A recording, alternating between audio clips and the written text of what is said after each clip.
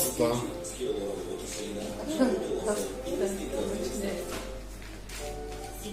Няма да качиш долу да рисуваш.